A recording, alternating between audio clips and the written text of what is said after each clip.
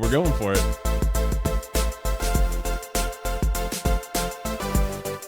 No, I didn't get to hear it.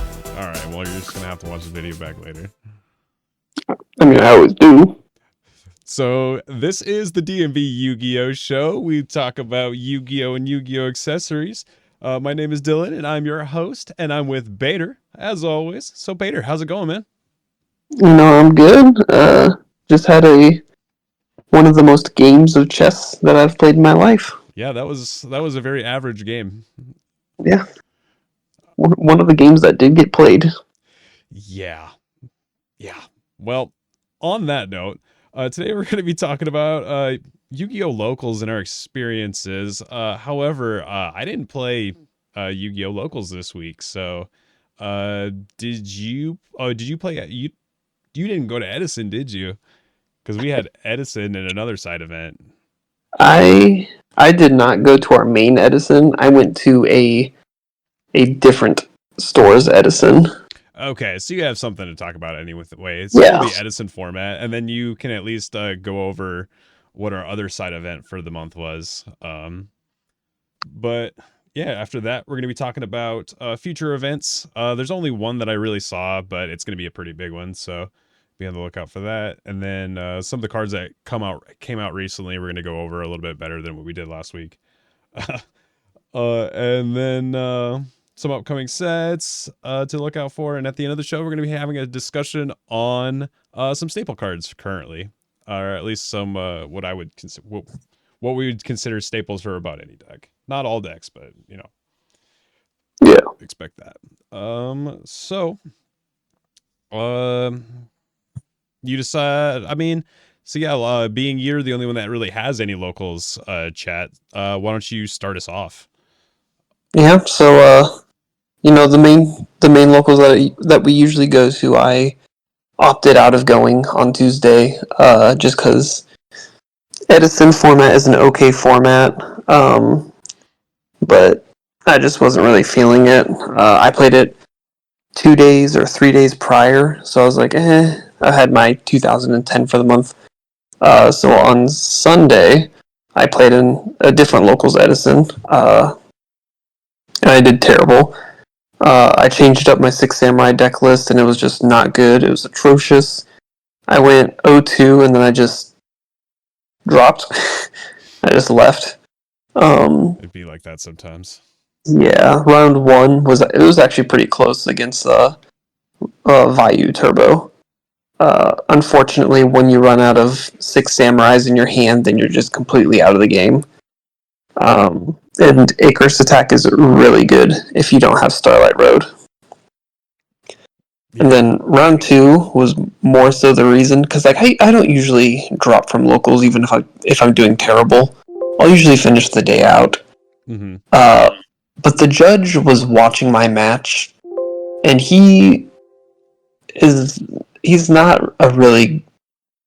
I'm not even sure if he's a certified judge, to be honest. During our match, he was reminding my opponent of card effects that he can do, not that he has to do, which would be a little different. Keeping track of mandatory effects is fine, but giving the opponent optional effects, reminding him of optional effects, was kind of infuriating, especially when they're game-changing effects. Yeah, that's tough. And every time, I'm drawing a monster, setting it, hearing the judge go over my shoulder go, yes?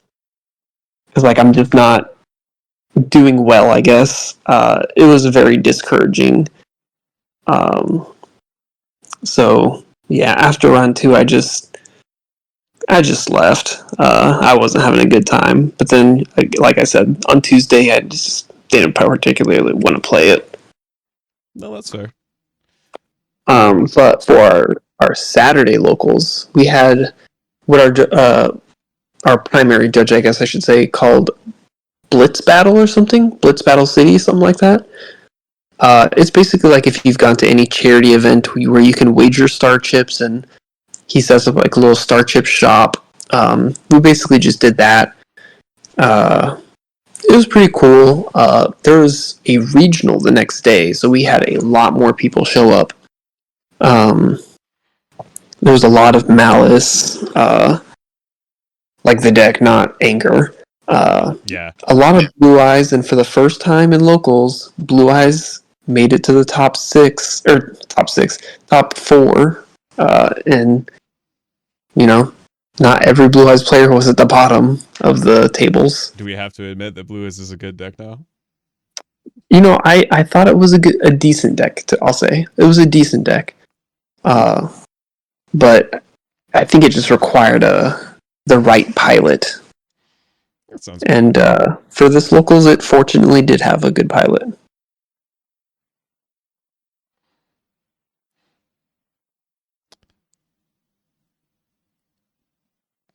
Hello? Oh, you cut out.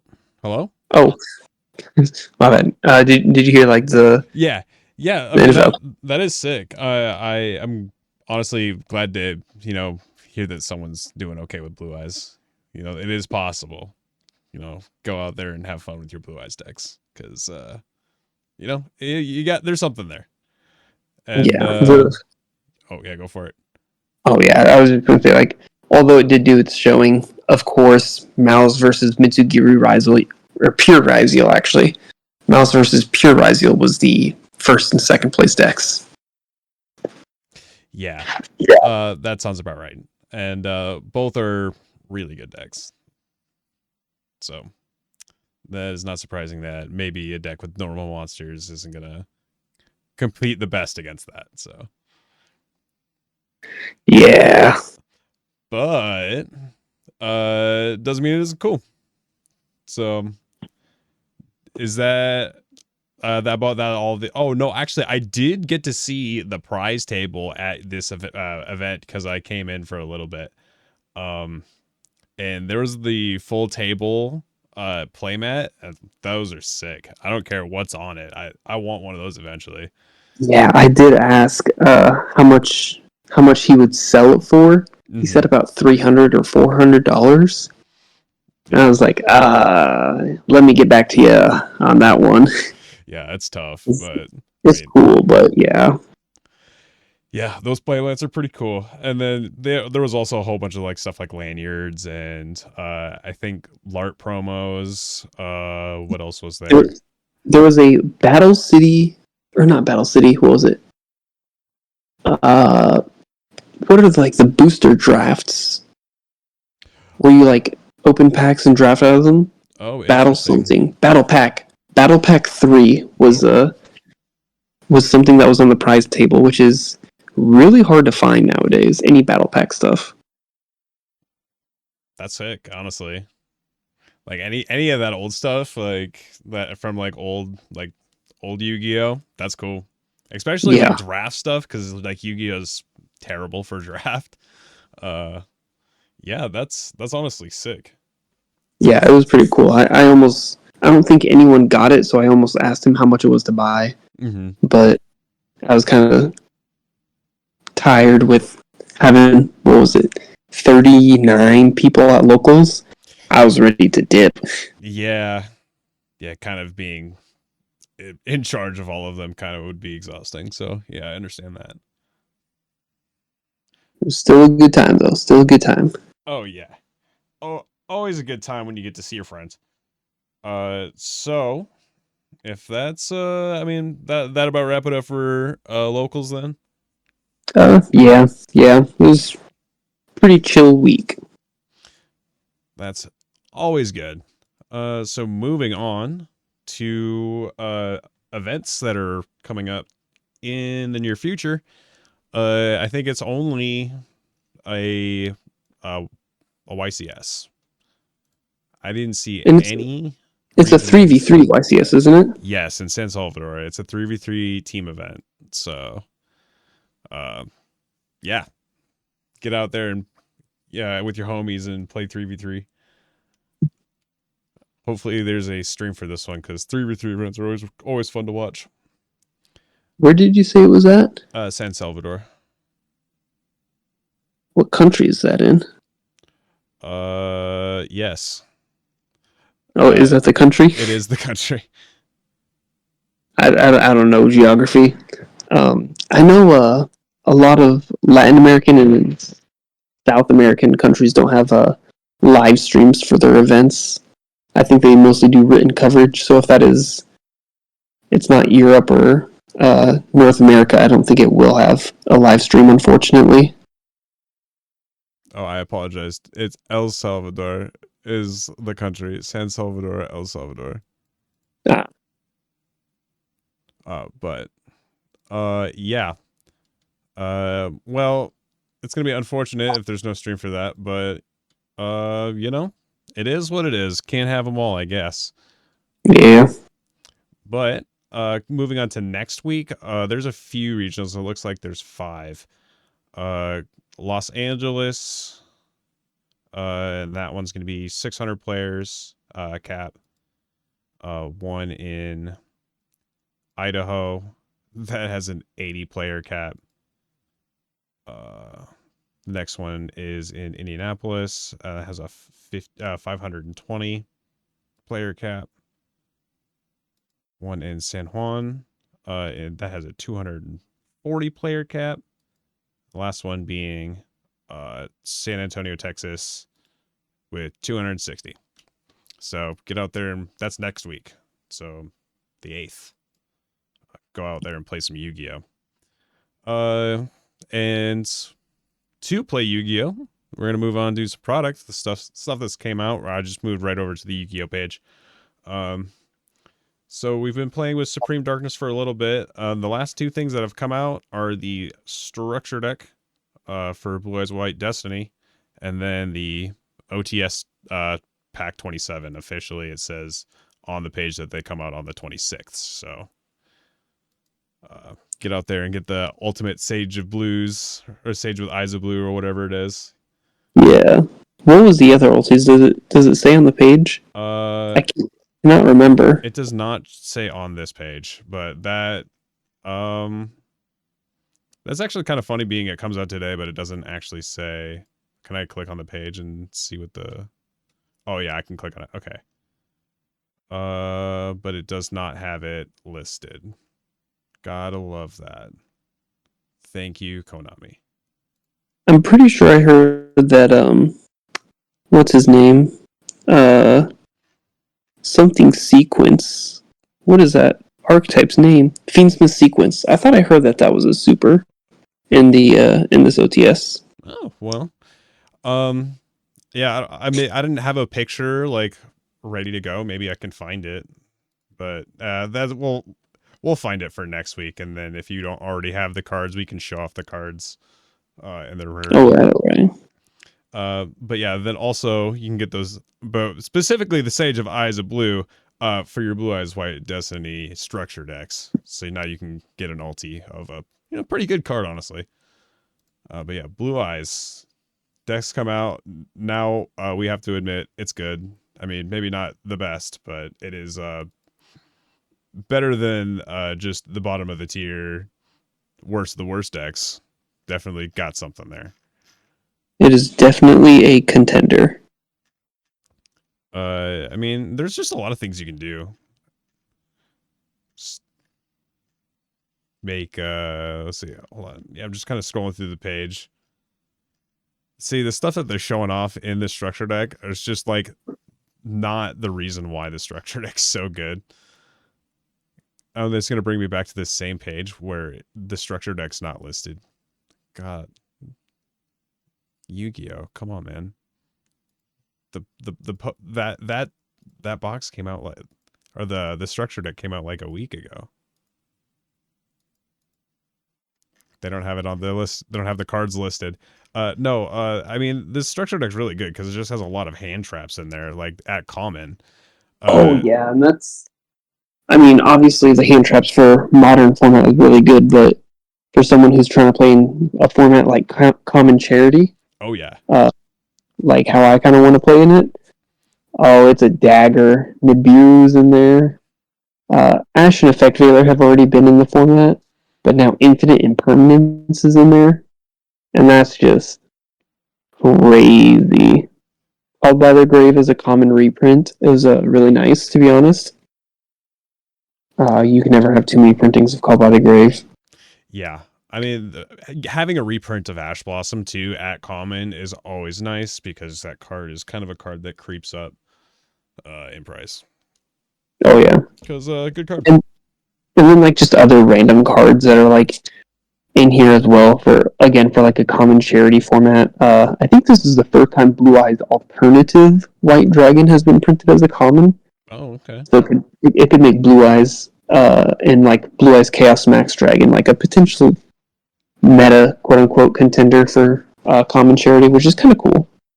Yeah, I remember Alternative Dragon being very expensive. Not too terribly long ago. Yeah, when Blue Eyes was a tier 1 deck, which it might return to. I mean, who knows what happens after a ban list, maybe they just like, Blue Eyes is going to be the best deck. We're making it the best deck. They could always do that, but I don't see them doing that. And I think Ryzeal's really good, and it's going to be good after a ban list too. Oh, for sure. For sure. So moving on after, the OTS and Blue Eyes combo cards released, we're getting some Jaden and Yubel stuff. That's coming out here March 13th. And I think March 13th, we're also getting Maze of the Masters.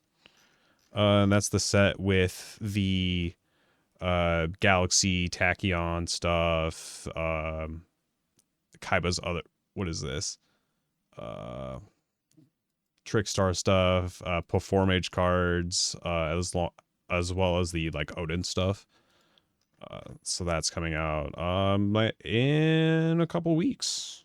Not too long. Yeah, it's what, 2 weeks away. Yeah. So that is something to be on the lookout for. Now, moving on. I think we've hit about enough product for right now. I mean, that's 2 weeks out. I mean, Quarter Stampede isn't going to come out until April 10th, and we've kind of already gone over what's up to come for that. So, oh yeah.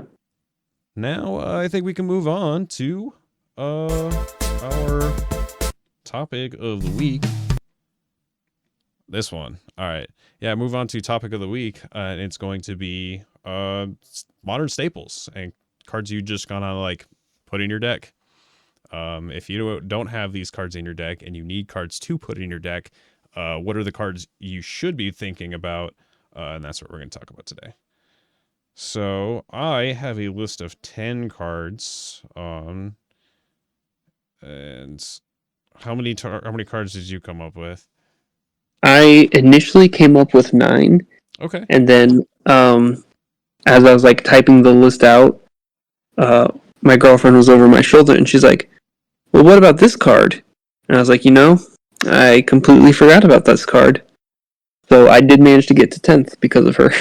Hell yeah. Okay. Well, let's start at 10 and then just work our way up. Okay. Would you like me to go first or you? I'll start. My number 10 is Lightning Storm. Oh yeah. I think Lightning Storm's a good card. Just the value of it has. If you happen to just need a good going second card, Lightning Storm's always a good card to look for. It forces interaction, and that's what's good about it. So, yeah, that's why I like Lightning Storm. Fair. What's your number 10? I guess I didn't put these in like a particular order, more so of an order that just like came to my mind. Okay. So like I guess when I think of staples, so this is the order like, oh, my number 1 staple. So yeah, I'll do the same. Like basically the 10th staple that I completely forgot and didn't even think about just because I haven't seen it in so long. Nibiru, the Primal Being. Okay. It's just been completely out of my head. Maybe because I haven't been seeing it as much, but just a board wipe against, especially like more rogue decks, just tributing off the entire field. It's not destruction for like the Blue Eyes deck. They have their Blue Eyes Spirit Dragon tributes to summon a guy, and that guy says none of your dragons can be destroyed by battle or card effects this turn or something. This gets around it by tributing them all. So, yeah, Nib was my 10th, I guess. All right. Well, moving on to 9th, I have evenly matched. That's just kind of one of those cards. It's like if you don't have it and you need a going second card, it's not a bad card to look at because again, it forces interaction. Yes, you have to go through your battle phase, but um, there's like I think a total of like maybe 6 cards now. That I think I don't it might be. I'm pretty sure it's actually less than 6, but cards that can get cards back from banished face down. So yeah, putting them there is not a bad place to put them. So yeah, that's evenly matched to your second board wipe. But also those are the bottoms. So I can only think of 3 cards that get face down banished cards back. um gamma, not gamma, sorry, omega. Omega. Um oh gosh, I normal got, summoning necroface. yeah, that was on my mind too. And then Dispatter for shuffling back for negation or destruction are the only 3 I can think of. And then the Nemlaria pendulum monster. Of course, you would know that one. Yeah, of Completely course I forgot would. about it. Yeah, when you do the board wipe effect, you put cards back from your face down banish pile specifically. Um, there's more though. The Ubel synchro or the Ubel continuous spell, adds a banished card, so you can add your face down banish pile. Hmm. Yes. And I think it's 5. I there might be one more that I'm not thinking of, but those are the 5 I can think of right now. So, there are very few cards that can do that. So, that's Yeah, if they're. I it mean, yeah, makes if it they're playing one of pretty those strong. strategies, look out for that. But I mean, them going face down's a pretty good place for them to be. So what is your number 9? Well, speaking of banishing, I put Bestials just in general. Your Okay. Magma, your Druis Worms. Uh, Um, they are on my list, and yeah, I just put them all in the group too. So. yeah, just generic good bodies. Yeah, just I mean, instant speed banishing a card from your opponent's graveyard. I mean, yes, it's specific on what it can do, but like there's so much of it in the format that it's almost always good. Yeah, there's going to be an effect Veiler in someone's graveyard. Yeah. So moving on to number 8. My number 8 is Bestials. So that's kind of funny. So what happens to be your number 8? Dimensional Barrier. Just a blowout, 1 turn floodgate. It's painful to get hit with it when you're playing a synchro deck. Yeah. Yeah, I mean, those like I mean, I see Branded's kind of made a comeback because of the Blue Eyes deck because they have the Abba Leonidas whatever card that you can just kind of fusion off the board. Yeah, I Um, forgot about that. Yeah. I have been seeing a little bit of a comeback, but I don't know if it's like something that is actually going to happen or not. But uh, yeah.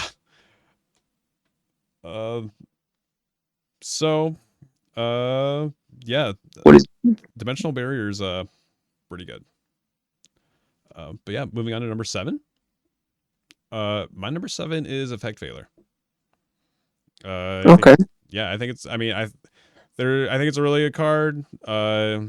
It just stopping in one effect is always going to be good. I mean, it's a tuner. You can add it with Sage with Eyes of Blue because it's a spellcast. It's a level 1 light spellcaster.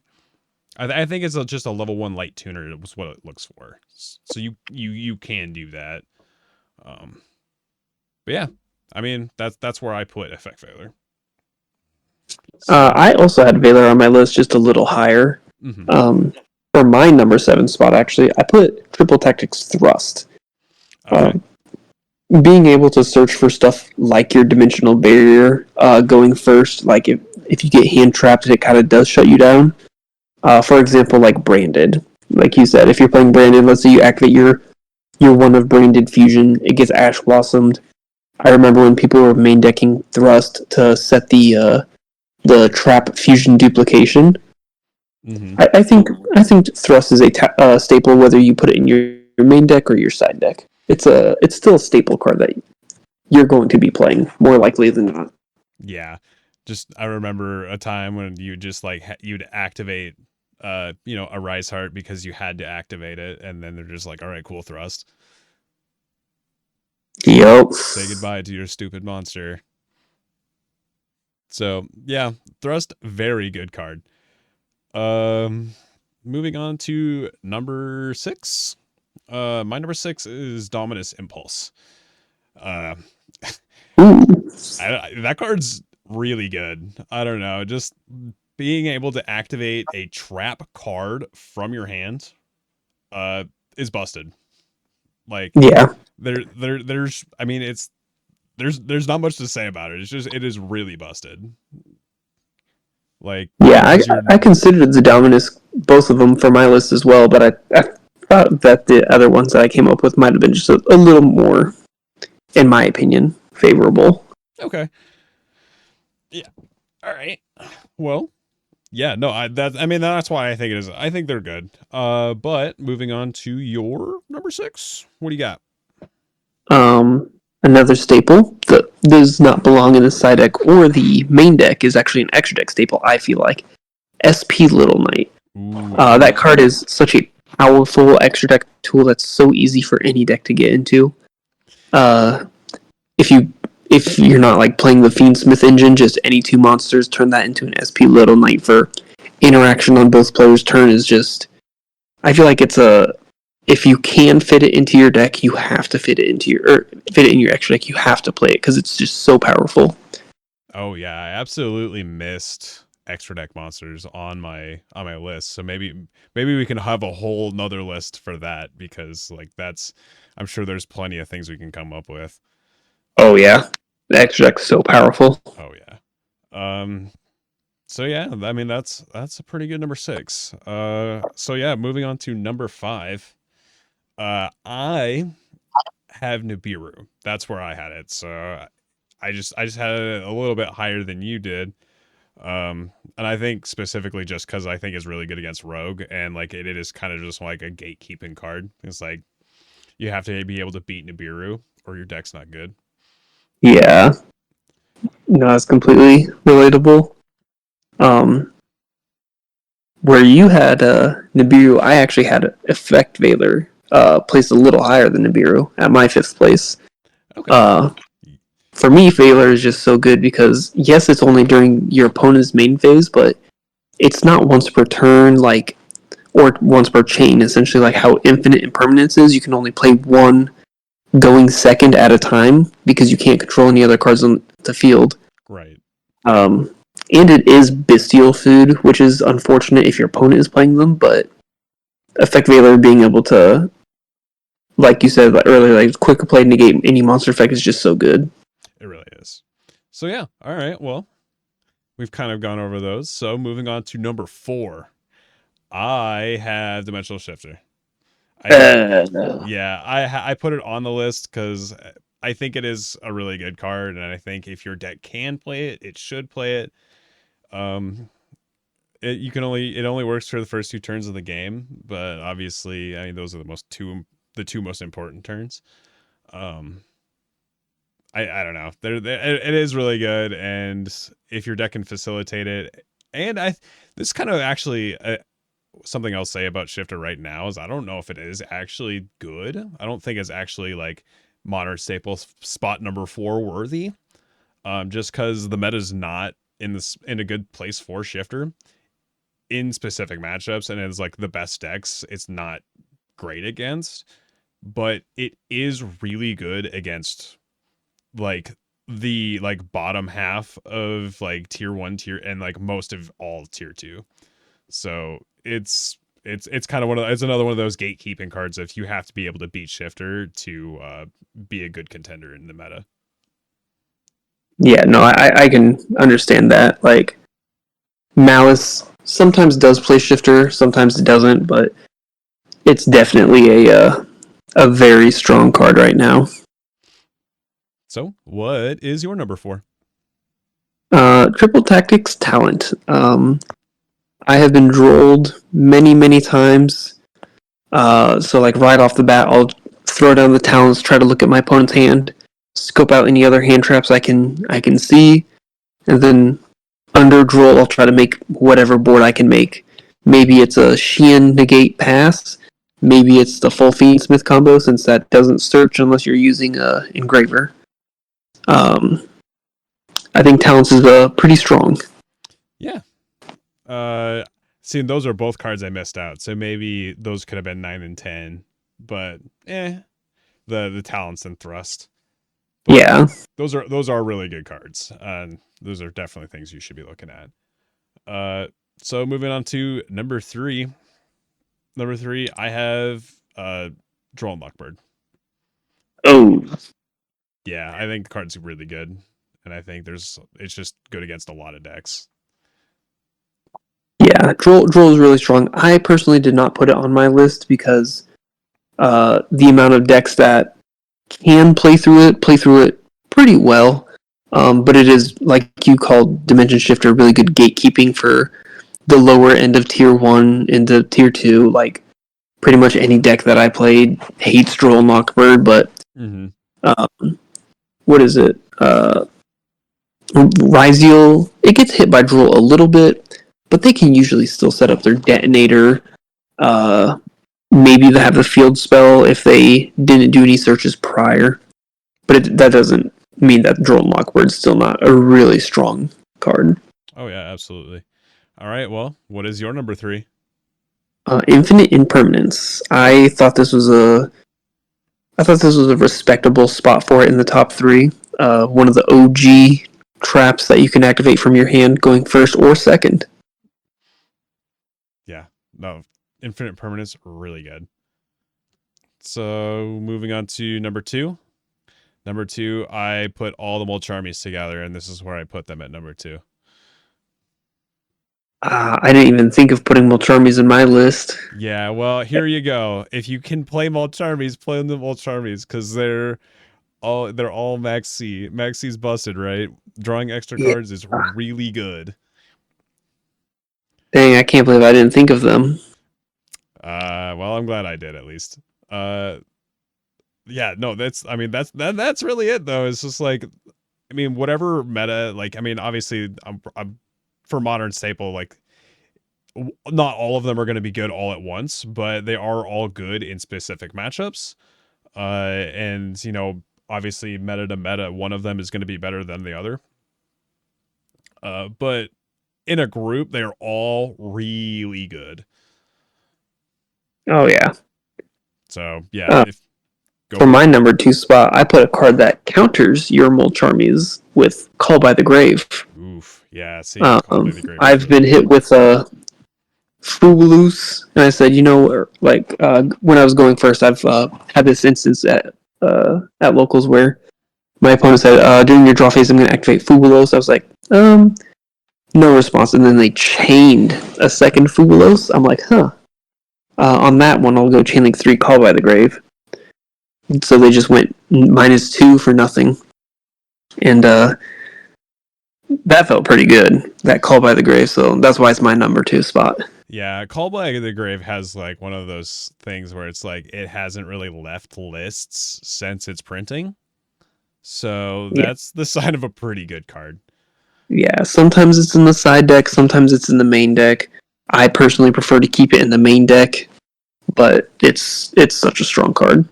Yeah. My number 1, I put Infinite Impermanence for that reason. Is like, if it really has kind of just like stayed endless, and outside of tier format, where in some tier decks they still did play Impermanence, it's been in pretty much every deck. It's just that good of a card. That's also the same reason for me. I put Ash Blossom and Joyous Spring for my number 1. It's just a classic, like 2016, I think is what it was. Maximum Crisis. Mm-hmm. I think that was 2016. I can't think of a single format where at least some decks weren't main decking 3 of this card. Since its release, it's just been such a powerhouse.